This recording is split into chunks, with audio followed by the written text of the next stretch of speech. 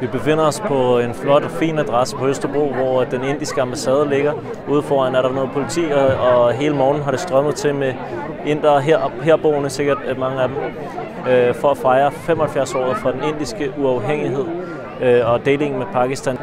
Vi skal finde ud af i dag, hvad fanden det har med os københavnere at gøre, og om det er en folkefest eller et reklamefremstød af den indiske regering, eller hvad der foregår.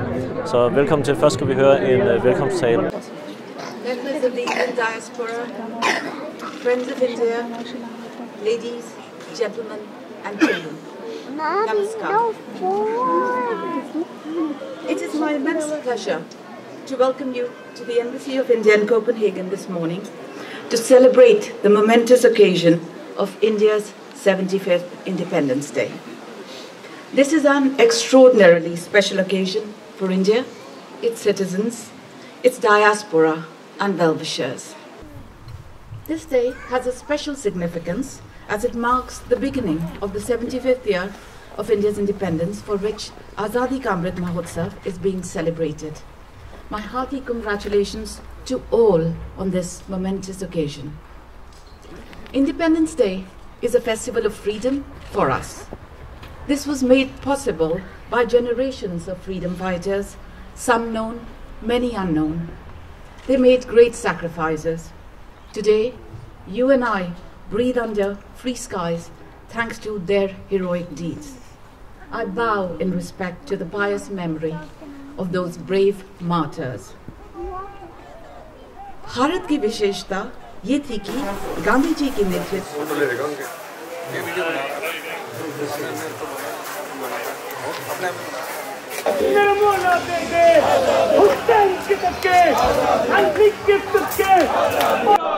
हम क्या चाहते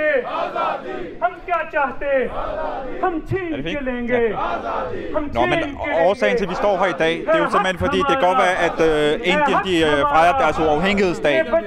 Men der er en hel befolkning i Kashmir, som de sidste 75 år har været indspærret af den indiske regering, omringet af 1 million soldater, som aldrig nogensinde har fået mandat til at afgøre deres egen fremtid. Og os, der står her i dag, vi tilhører den del. Så det er klart, vi vil jo rigtig gerne have, at den indiske regering lytter ikke kun til os, men bare også til FN, som i sidste 70 år har givet befolkningen i Kashmir rettighed til at afgøre deres egen fremtid. Kære brødre og søstre og flinke naboer til indiske ambassade.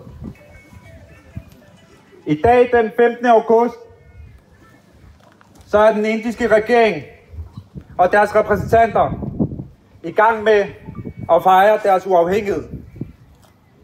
De er i gang med at fejre, at de løsrev sig fra britisk stormagt. De er i gang med at fejre demokrati. De er i gang med at fejre ytringsfrihed. De er i gang med at fejre, at de er et frit folkefærd. Men os, der står her i dag, vi står her for at fortælle dem, at uanset hvornår I fejrer noget, så vil vi altid påminde jer om vores brødre og søstres lidelser i Kashmir. Okay, so can you explain why the protesters are outside here? Yeah, so if you know that at the time of partition, this Hindustan, which we call India as of now, it is divided in two parts, like one is India, second is Pakistan. So at that time there was no clear thing that which state will go in Pakistan or India. So it was independent decisions, and then it was decided that with the Britishers, it was decided, okay, this part where majority of the Muslim will be there, it will be Pakistan, and Hindu religion and other, including they will be in India. There were only two states like Jammu and Kashmir, and there was one state within the Rajasthan area that they were thinking, because there was king who was in Jammu and Kashmir as well as in Rajasthan area. So they are not able to think that they should go in Pakistan or they will go in India. Finally, because they want, so especially this Jammu and Kashmir, they want to be independent. Initially, Raja Harijit Singh was the king at that time. So what has happened actually that because they are just deciding that should I be independent or should I go with India as alliance or should I go with Pakistan. So in between, Pakistan military has attacked in Kashmir, and then Raja Harijit Singh appealed to this Prime Minister Jawaharlal Nehru to help them. They discussed that because you are independent, if you want to join India, then I can help you in that case because you are solely independent. So then they have done the treaty that okay, I will join India, and then India start sending the forces so that this militant or what can say Pakistan army who was capturing all over Kashmir, they start putting them behind basically. In between, what has happened? Nehru also gone to this United Nations, and at that time almost 50% Kashmir was within the India. Actually, they occupied with this, and rest of the part is still with the Pakistan. And at that moment, United Nations done the ceasefire kind of thing that whosoever is there, they can stay like. And then it was then this issue was discussed multiple times, and then final verdict was that okay, first, because there are almost I can say less than 1.5 part which is in occupied by the Pakistan government. So they told that okay, first of all they should leave this area.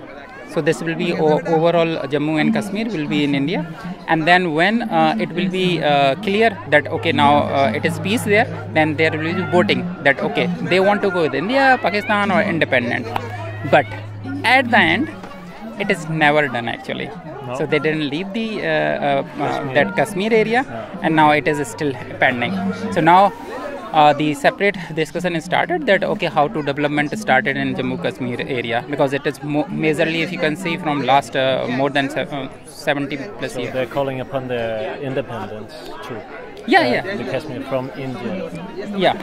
But question is who they are actually. They are politically or they are from Pakistan, they are from really from Jammu and Kashmir, or they are from opponent. That's the question actually. Det er en fornøjelse at deltage i en demonstration, der foregår stille og roligt og fredeligt. Et er, at vi ytrer os. Det skal vi. Det er vi lov til. Vi er ytringsfrihed i Danmark. Heldigvis. Det er 75 år siden det britiske overherredømme forlod det indiske kontinent. Det må have været forfærdelige tider. Dengang 100 umenneskelige brutale år var slut under det britiske overherredømme. Indiens nye historie, som jeg kender den, og som jeg lærte i skolen, da jeg var en lille dreng, ligesom ham, der går her foran, der lærte vi i skolen, at Mahatma Gandhi, Indiens nye leder, var et godt eksempel.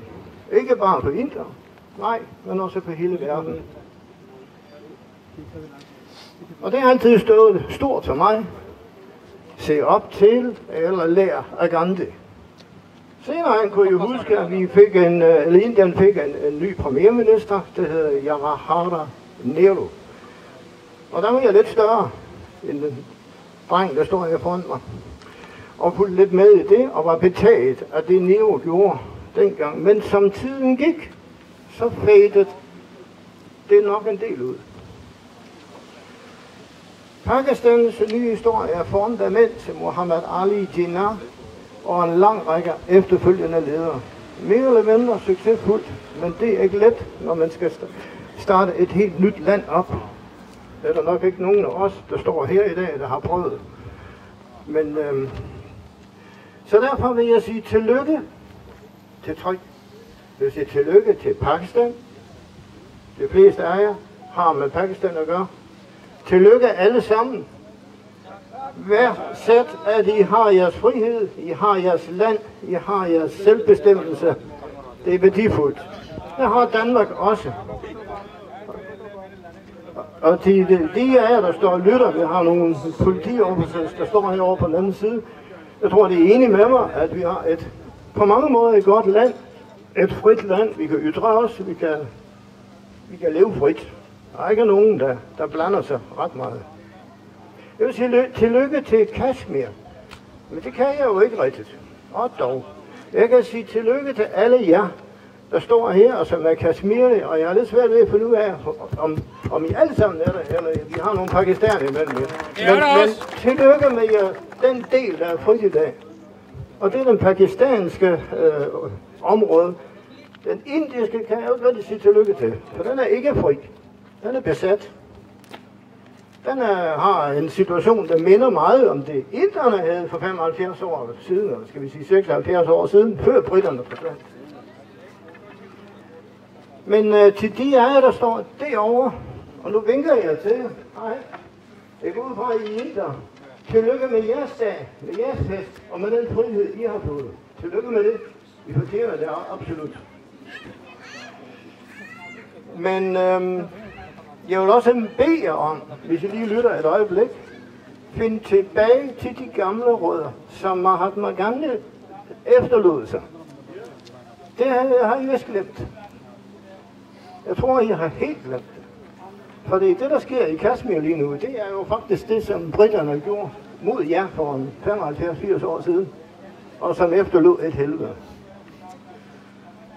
Det er os, der alle sammen er her i dag, enten man er pakistaner, kashmiri, indere eller danske, der lytter på her.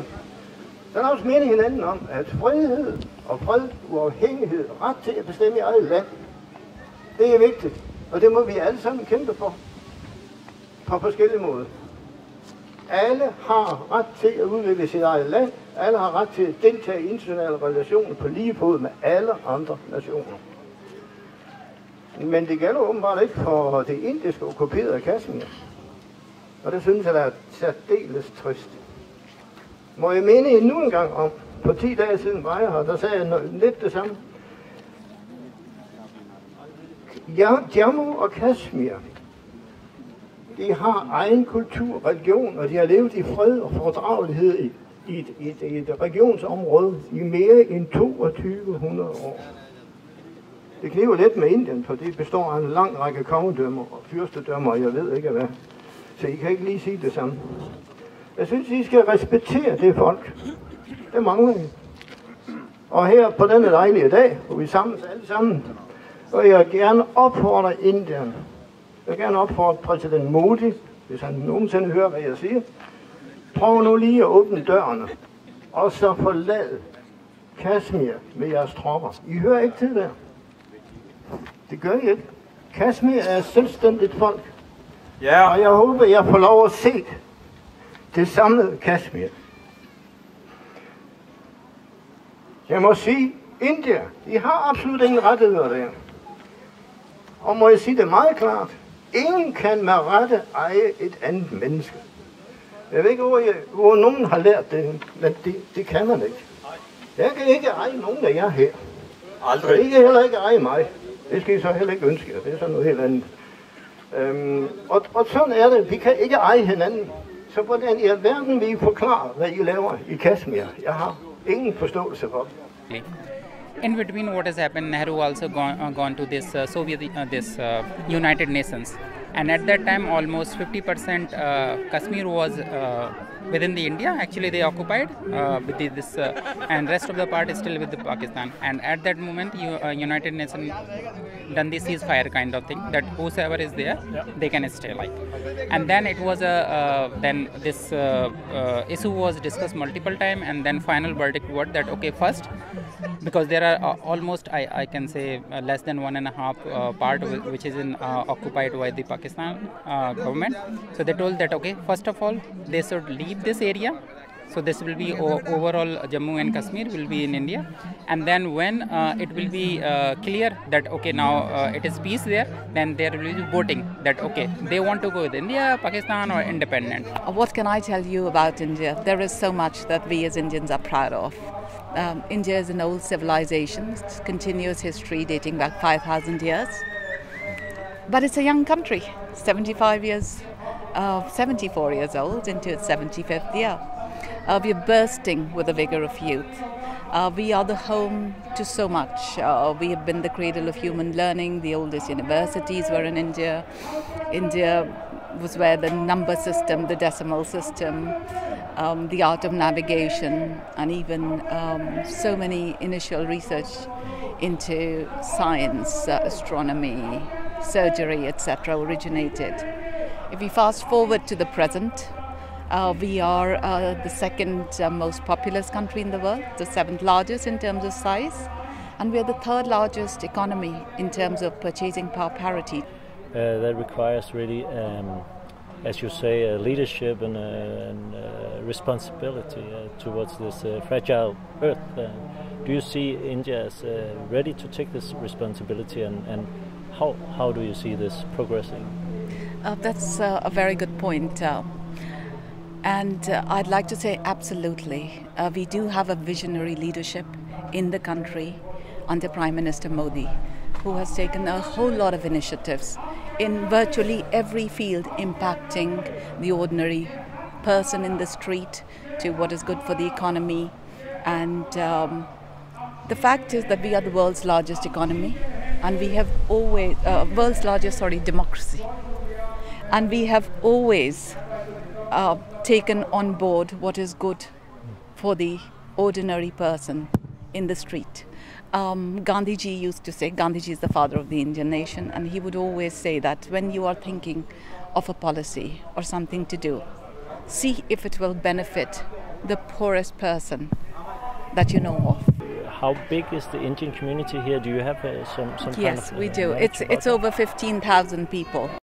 So we have about, we have over 12,000 Indian nationals and about 2,500 to 3,000 persons of Indian origin who live here and who contribute to the Danish economy, and I believe are well integrated in Danish society. So now we would like to ask you to say something to the Indian community in Denmark and also to the Danish people who live in Copenhagen.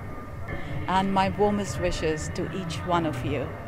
I also mentioned earlier today, while I was addressing a gathering at the Indian Embassy, that we are celebrating Azadi Ka Amrit Mahotsav, which basically means the Nectar of Independence Festival, if I were to make a rough translation into English. And there will be a whole lot of events in the course of the coming year to mark this historic landmark occasion, and I look forward to your enthusiastic participation in this. To our Danish friends, I would like to say you've been wonderful hosts. To people from India who have made this their home, your beautiful country, to people who visit, to people who come here to work. I've been very impressed with the Danish approach to life. They are so efficient at work, but they are also fully cognizant that life is meant to be lived. They're also very polite. I found them very well read and very pleasant to interact with.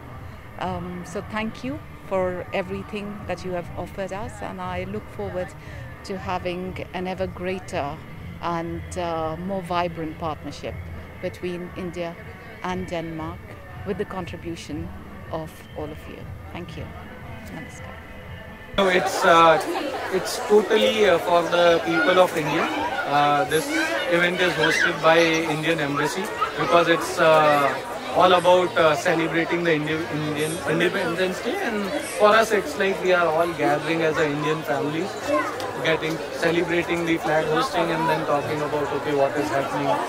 So it's not commercial, it's all from Indian government for the people of India. Okay. So if you should relate this event to Copenhagen, what has it something to do with Denmark also in any context?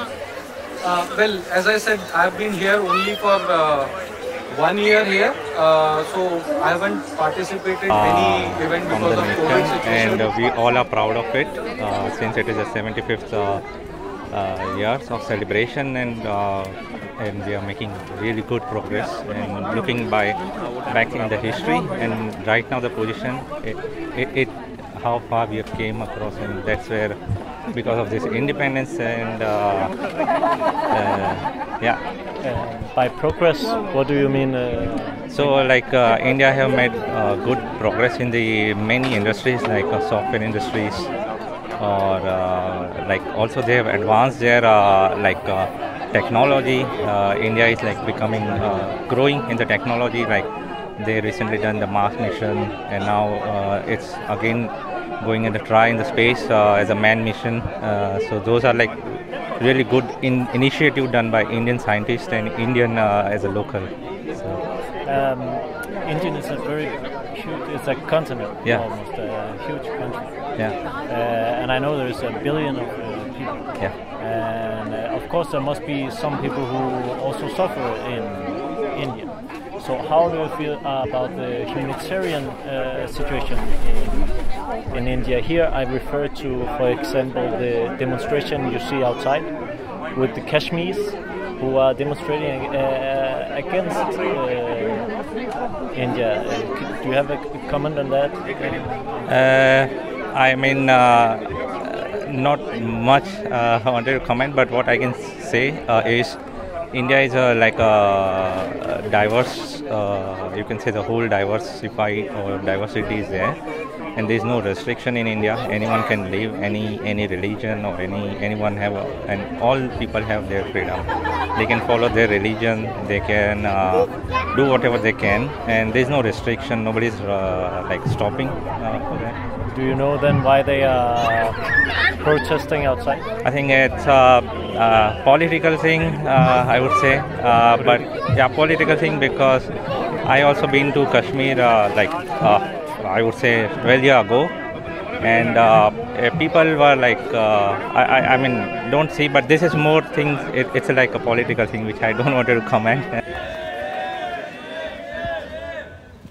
Today, India is claiming to be the biggest democracy, but let me tell you the reality of the democracy. It's a country where the regulations or rules to protect cows have been made more stringent, whereas the rules and regulations and the laws to protect human rights have been abolished. Abolition of Article 370 and 37A in Kashmir is a very clear example. Now let's come to the real situation. Let's make the whole world listen to the numbers and figures, not made up by me, not made up by a Kashmir society or Tehreek-e-Kashmir or Kashmiris themselves.